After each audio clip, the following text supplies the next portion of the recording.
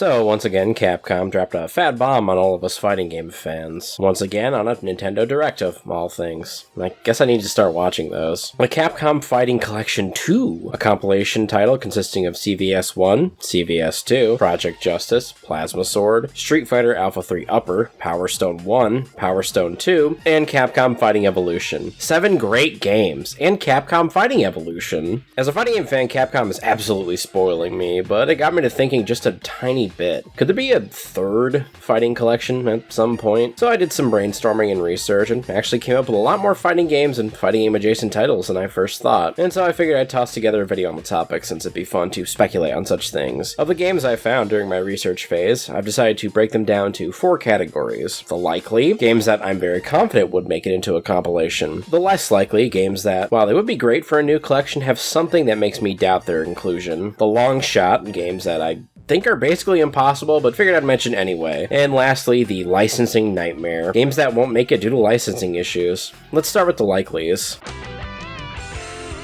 Techromancer was a 1998 arcade game that was later ported to the Dreamcast in 2000. This one is basically a love letter to the mecha genre, being a fighting game where you hop into a giant robot and start beating the shit out of another giant robot. It features destructible terrain, super moves, a final attack, which instantly obliterates your foe, and armor for your mech, which can be broken off, making you more vulnerable to attacks. It's a pretty fun little game, and I think it'd easily make a third collection since it's 100% done by Capcom, and it could do with a modern re-release since it's currently stuck on Dreamcast only. If you're unaware, the EX series of Street Fighter games that, while produced by Capcom, they were actually developed by another company in Arika, of EX Fighting Lair fame. The EX games are best known for their incredibly flamboyant and awesome original characters, including Skullomania, Dr. Dark, Garuda, Blair Dame, and well, all of them are pretty cool, honestly. The EX series also had insanely over-the-top supers, which...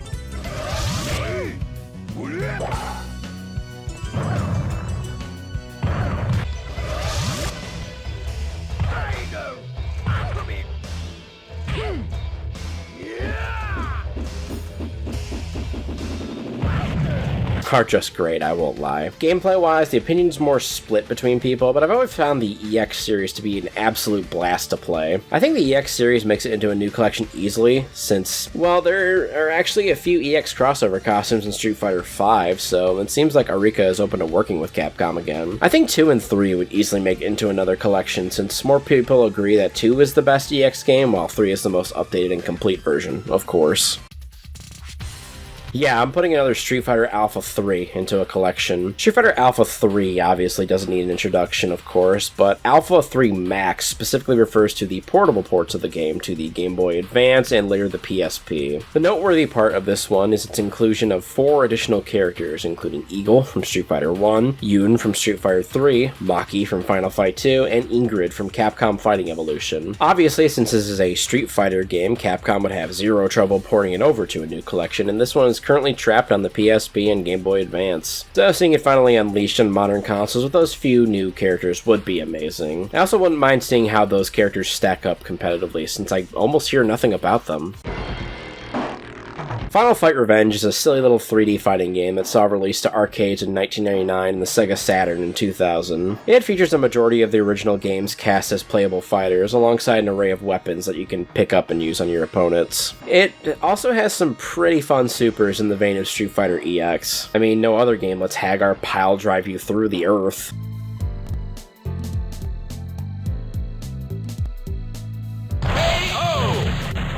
It wasn't a particularly well-received game on release, but neither was Capcom Fighting Evolution. Regardless, I think this one can make it into a new collection very easily. It's something I keep bringing up too, but this is another title that's stuck on its original console, so getting it back and easily available would be awesome, and also not having to pay $400 for it would be cool too.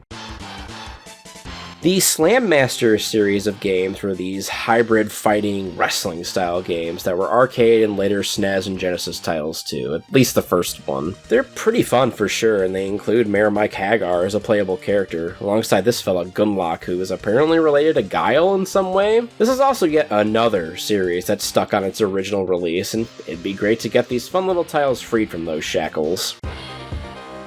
In my opinion, this one kind of teeters between my first two categories, and let me explain why in a bit, or perhaps I'm just overthinking things. This one was obviously released to advertise that live-action Street Fighter movie that was released in 1994, though the games wouldn't drop until like a year later. As a contrast to the regular Street Fighter games, SF the movie, the game featured the digitized actors from the movie as the in-game characters, alongside a couple of originals which would later surprisingly be canonized during the SF5 era. While it might not be as difficult as I think to deal with, what I think would hold this one back partially is the fact that the arcade version of this one was actually developed by a completely separate company from Capcom who just published it. Though this is something that wouldn't matter for the console versions of the game, since that one was actually developed entirely by Capcom. They're apparently incredibly different from one another too, in terms of mechanics and gameplay. So I think the console version would make it into a collection free, though I don't know about the arcade one. But now we can move on to the second category for this video, and the less likelies. Games that pretty confident would make it into a collection, but have one or two major issues that would hold them back.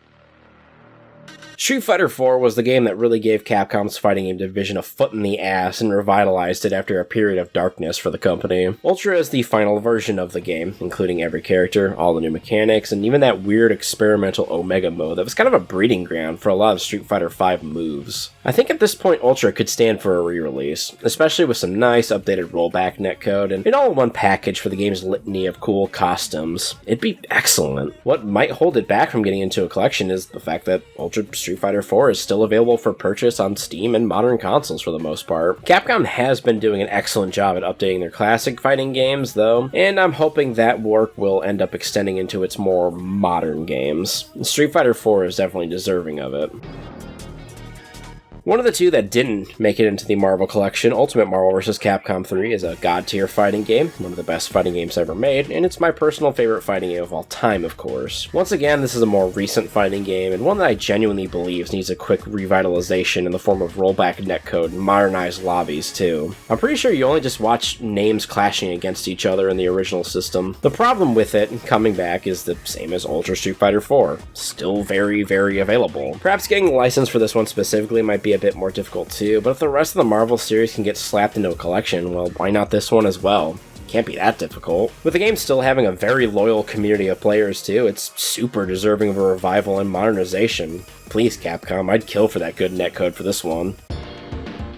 Ultra Street Fighter II, the Final Challengers, is presumably the final incarnation of Capcom's legendary title, Street Fighter II, an incarnation that is currently locked to Switch only. It's basically just Super Street Fighter II Turbo HD Remix, but with some lame motion control stuff tacked on, but more notably two new characters, an Evil Ryu and Violent Ken. Since this is basically the final update of Capcom's greatest fighting game, I think it'd be appropriate to show up in a new collection. Unless, of course, this is something that's meant for Switch only, in which case just the normal Super Street Fighter II Turbo HD Remix would be totally fine.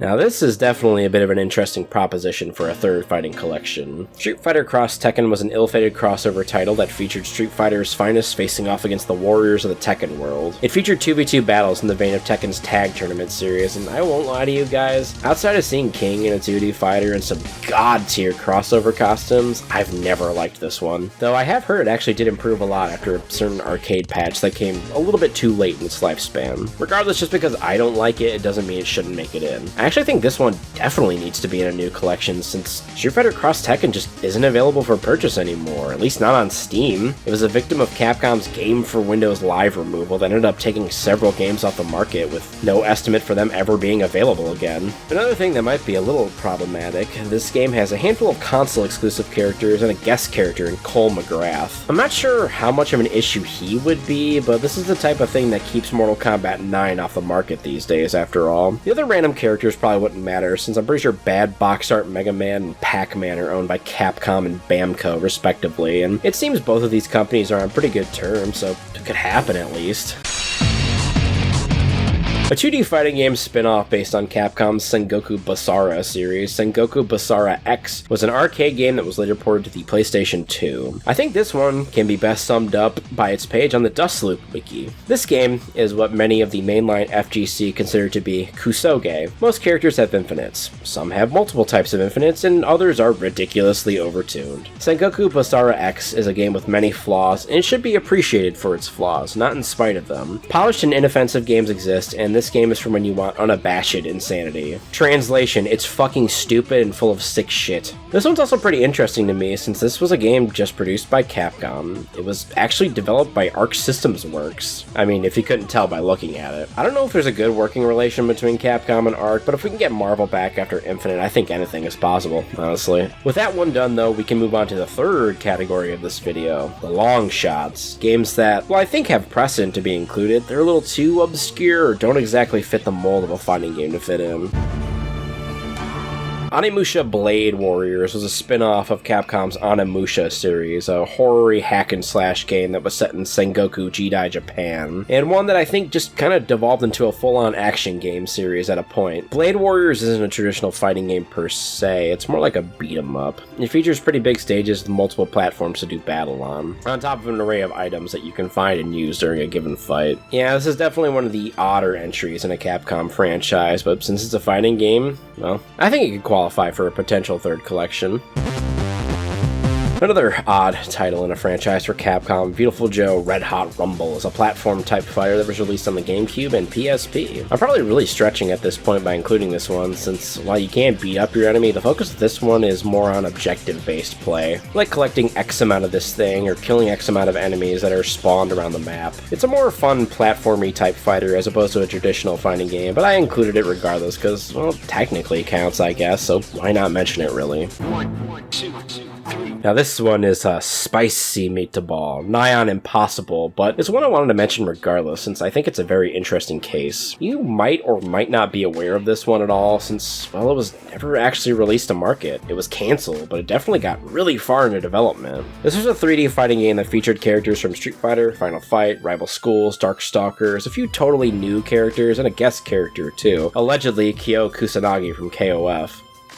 Maybe this is why they only use Terry as a guest these days. Kyo gets your game cancelled. This is also the game where Ingrid originates from, so yeah, fun fact. While this one never actually saw a release, there is footage of it being played on a legit arcade cabinet, and as recent as 2016, new images from the game were released, including the game's final boss, which had never been shown off before. This hints to me that a full version, or at least a very close to full version of the game, still exists out there somewhere in the wilds. This one is a very definition of a long shot, but man, what a killer title it would be to include in a new collection. I think it'd be the killer app to own, in my opinion, or at least it'd just be a fun novelty to play around with. And with that, dear viewers, we head into the final category of the video, which is the licensing nightmare. Games that would be excellent for a new compilation, but would 100% be stopped by the licenses required to be re-released.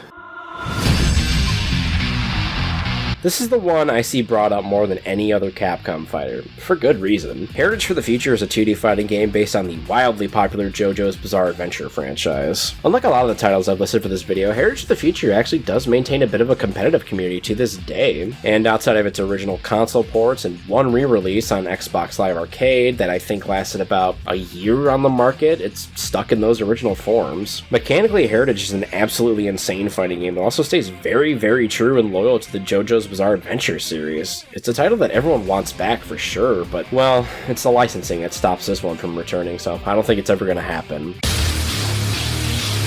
Tatsunoko vs. Capcom is a pretty sick tag fighter that's an offshoot of the Marvel vs. Capcom series. I've actually played this one a tiny bit myself, and I genuinely think it's a great game. One that probably would have had a little more shelf life had it not been a Wii exclusive. It's an incredibly colorful and stylized game, one that features a very interesting mix of Capcom characters alongside a bunch of Japanese superheroes that, while I've never heard of them, are all pretty cool in their own right. Sadly, I think the Tatsunoko license makes this one unviable for a re-release. Shame too, because TVC is a banger, and it even has a dedicated online community too, still playing it. Heavy Metal Geomatrix is a 3D arena fighting game that saw an arcade and Dreamcast release only. This one is more in the vein of Power Stone, with more of a focus on weapon and projectile-based combat as opposed to just straight fisticuffs. It had a pretty dark cyberpunky style theme to it, which gave the game a very unique look compared to a lot of other Capcom games. It wasn't a particularly huge hit, but it was one that was created by Capcom entirely, that's why I bring it up. What stops this one is the myriad of copyright issues. This game is, 1, based on the Heavy Metal magazine series, which saw a publication from 1977 to 2003, and 2, this game also features a soundtrack of licensed music featuring the bands Megadeth, Halford, Wasp, Corrosion of Conformity, Entombed, and Dust to Dust. So yeah, good luck with this one if you're ever dying to see it again. Fate Unlimited Codes is a 3D weapon fighter based on the Fate franchise, which I basically know nothing about other than that King Arthur is a hot chick and it has a stall foam. Codes, from what I've seen of it, is a very crazy, volatile game with insane combos and absurdly high damage. Codes didn't see much love in the US since it was a PSP exclusive over here, but it did build a tiny fan base over in Japan since there it had an arcade and a PS2 release. This one was also developed by 3 different companies in Type Moon, Cavia, and Aiding, with Capcom just being the producer. I think the combination of the Fate license on top of the development claims being shared among 3 different companies would make this one impossible to get, but this Kisuge-ass game would be one hell of a title to put on a 3rd collection.